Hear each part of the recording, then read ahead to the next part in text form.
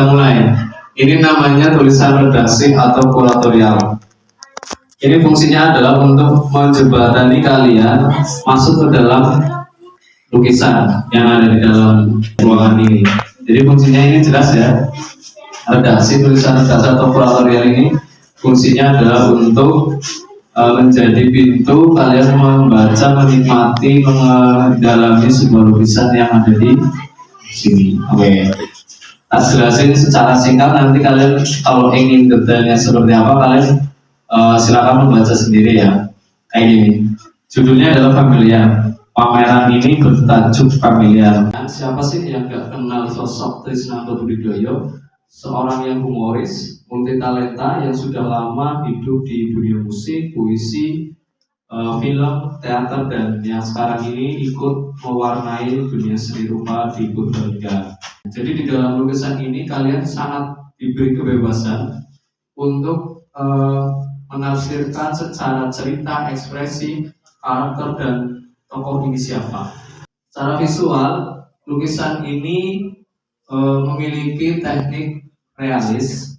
Nanti kalian kalau yang belum tahu bisa cari di Google. Realis dengan goresan yang tegas, warna hitam putih, dan background polos. Itu secara visual lukisan. Oke, itu sudah jelas. Pintu masuknya seperti itu agar kalian tidak kemana-mana. Tetap di sini dan kita lanjut cara membaca dan menikmati sebuah lukisan. Pertama kayak gini biasanya aku dari jarak minimal 1,5 meter lah. Kalau lukisannya segini ya mungkin hampir 2 meter. Aku lihat fokus secara visual keseluruhan. Sudah tak tangkap dalam memoriku. Aku melihat apa sih judulnya? Menahan. Lihat lagi, simpan dulu judulnya dalam pikiran kalian. Menahan. Apa ya yang dimaksud menahan di sini? Aku melihat ini kok kayak menahan senyum, tapi kok ini juga ada kayak kerutan ke bawah. Ekspresi ini atas sama bagian bawah ini kayak seolah-olah ingin menunjukkan bahwa ini ekspresi sedang menahan senang sama sedih, haru mungkin, atau apapun lah. Yang intinya itu campur aduk. Ditambah lagi aku membaca ada sebuah bola mata yang berkaca-kaca, yang itu semakin menambah perasaanku terbawa suasana dengan mata yang sayu, menahan rasa haru, tangis, dan lain sebagainya. Aku terbawa sebuah lukisan ke dalam sini, kayak gitu ya. Oke, jadi kayak gitu kurang lebih. Lihatlah semua keseluruhan. Kalau kalian membaca ceritanya, lalu kalian baca judulnya, menahan kalian maknai dalam memori kalian itu seperti apa. Lalu kalian masuklah ke dalam diri kalian. Apa sih pengalaman kalian yang berkaitan dengan memori kalian yang menahan itu? Menahan tawa, menahan tentu, menahan lapar, menahan marah, menahan sedih, dan lain sebagainya. Kalian masuk ke dalam diri kalian. Kalian tuangkan lagi ke dalam lukisan ini semuanya. Hasil daripada campuran dari perasaan kalian dan apa yang kalian lihat di dalam lukisan ini, itulah perasaan baru yang kalian dapatkan. Nah, itulah pengetahuan baru yang bisa kalian cerna. Kayak gitu ya.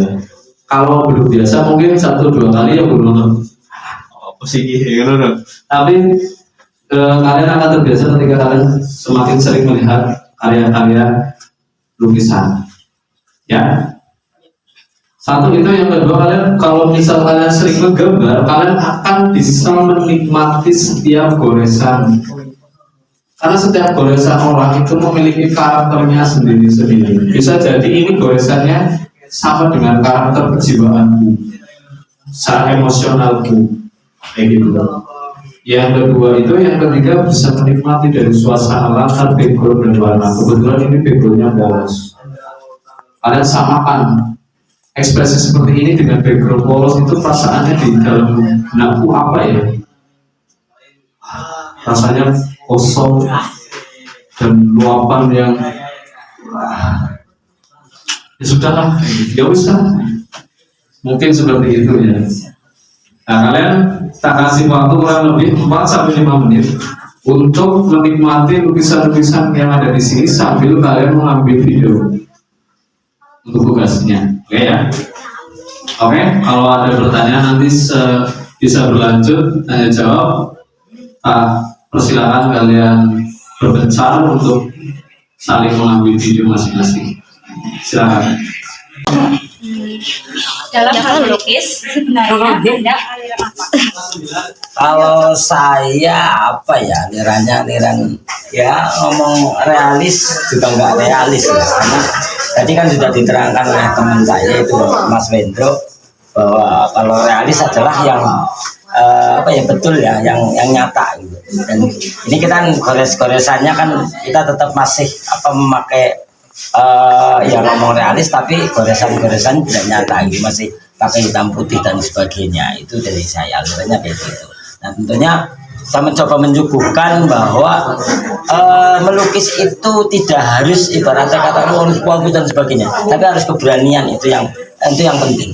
Dan dengan keberanian saya, kalian sudah melihat bahwa ada gambar-gambar yang memang gambar potret ya, terutama tentunya cuma menggambar. Kalau orang saya sudah gambar nih, saya tanya orang, ini mirip sana, ini udah mirip belum? Oke, kalau udah mirip, dia bilang mirip, oh mirip mas. Dah, aku pasti selesai. Dah selesai, saya nggak gambar lagi. Itu saya seperti itu. Jadi ya bisa dianggap realis juga. Apalagi? Belajar melukis sejak kapan? Sebenarnya kalau melukis sejak SD, sejak TK kan disuruh melukis gitu ya. Tapi untuk tahun-tahun ini hanya sekitar 2 tahun, 3 tahun sebelum belum ada. Saya bersama teman-teman seniman di Purbalingga, seniman lukis. Saya hanya ikut-ikutan gambar dan sebagainya. Tapi ya ini sebenarnya 2 tahun. Saya 2 tahun berproses pencarian untuk menggambar. Sebenarnya saya gambarnya banyak. Yang tidak gambar hanya ekspresi seperti ini, gambarnya banyak yang macam-macam gitu ya. Juga ikut pameran-pameran nggak seperti ini. Mungkin saya mencoba untuk mencari kenyamanan saya ya, kenyamanan untuk saya melukis yang nyaman apa sih? Gitu sih. Kira-kira selama 1 tahun Anda membuat berapa lukisan? Kalau 1 tahun ya bisa 20 lah ya, karena sekitar 20-an saya membuat ada lebih nih. Cuma yang memang saya pamerkan untuk karena bertajuknya adalah familiar dan saya mencoba untuk potret semua. Ini paling sekitar 1 tahun enggak ada gitu ya. Ya kadang-kadang kan gambar paling kalau mood gitu ya paling cuma sehari satu gitu, kalau gambar hanya kayak gini aja sih, gambar 1 gitu. Jadi ya mungkin 1 tahun bisa banyak sih kalau berkarya gitu sih. Gitu. Terus ada nggak suka dukanya sebagai seniman? Ya tentunya banyak ya, tentunya karena seniman kan yang dibutuhkan kan eksistensi ya. Karena sebuah kita yang penting kita berkarya, dan berkarya gitu ya. Mau laku mau tidak laku, kita tetap gambar aja gitu. Jadi yang penting kita punya ekspresi ya kita tuangkan aja, kita tuangkan, tidak bahwa sebagai seniman orang apa aja terus orang gambar itu enggak. Kalau saya karena saya kan banyak kita berkesenian, ada teater, ada film, ada dan sebagainya, ada musik, dan ini sekarang merambah ke seni lukis. Jadi ya saya nggak bete-bete amat sih. Kalau ini capek ya pindah yang satunya, yang ini saya pindah satunya, kayak gitu sih. Apalagi? Untuk 1 lukisan kira-kira Anda menghabiskan dana berapa? Oh ya ini ternyata itu melukis tuh ya. Ternyata yang melukis memang ya ternyata besar juga, padahal ini termasuk cat-cat akrilik yang intinya kan kalau seniman-seniman yang sudah terkenal pakainya yang mahal-mahal. Kalau ini ya kita coba untuk kanvas saja misalnya segini sekitar 150-an.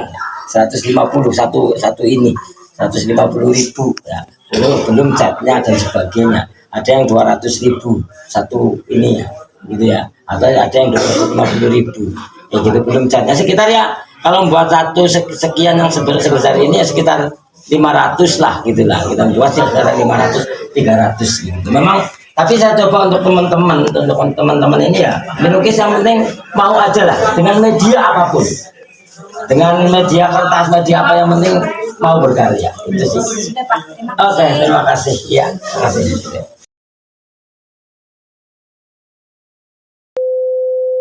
Audio Jungle.